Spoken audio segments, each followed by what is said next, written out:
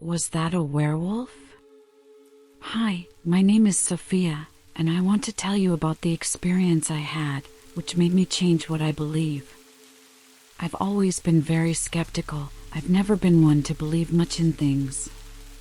One more night everything changed, and I started to believe in everything and even converted to religion after that experience. This happened about 5 years ago. I was dating a guy named Ethan, and his parents had a small ranch. I lived in the city, and we met on the internet. The first time I went to visit Ethan's parents' house, we stayed there for a whole weekend. The place was very quiet, few neighbors, a very rural area. The first night we made a bonfire, and there we told scary stories. But the one that scared me the most was that of Ethan's father, who talked about a werewolf that roamed the vicinity.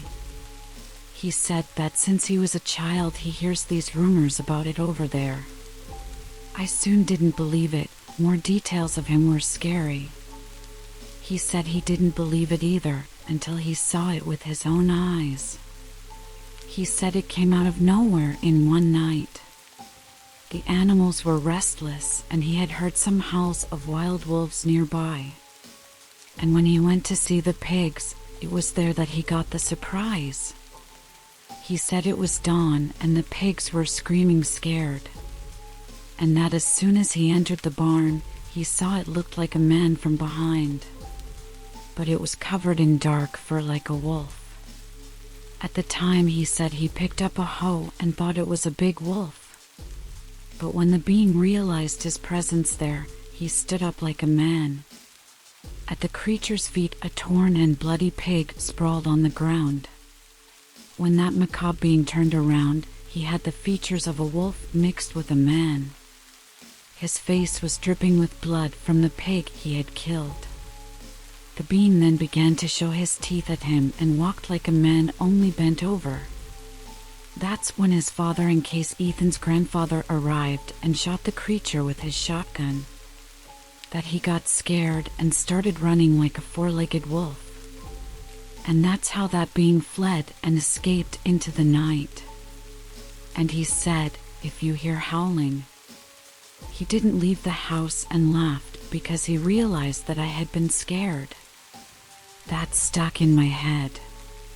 When we went to sleep, in the middle of the night, I heard howling in the distance. I was very afraid of that. The next day I told Ethan's dad about the howling I'd heard, and he said he heard it too. Ethan told him to stop scaring me. And I said I wasn't afraid and I didn't believe in those things. We had a great day. And the night was also peaceful. The problem really started at dawn on the last day that we were going to stay there.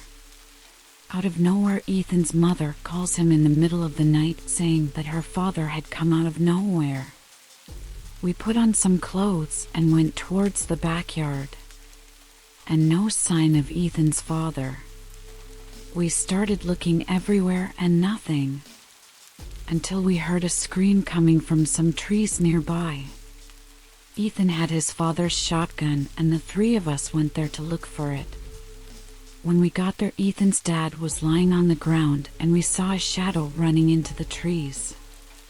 When we got close to him, he was conscious and said to be careful, he was there.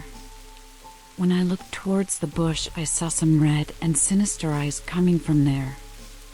When Ethan fired, he jumped out of that bush, the same being Ethan's father had described. A hideous and ugly thing. It reminded me of that werewolf from Harry Potter, a horrible thing, a mixture of man and animal, really scary. Ethan tried to take another shot but missed, and the being ran into the shadows and disappeared. We asked his father what had happened, and he replied that he had heard noises in the backyard and went to see if he forgot to pick up his gun. Then that being attacked him and took him to that place. The moment we found him, he regained consciousness and the being was on top of him. I never wanted to go back there again. And they live there to this day. Nowadays, I don't date Ethan anymore, but this experience we will never forget. And that was today's video.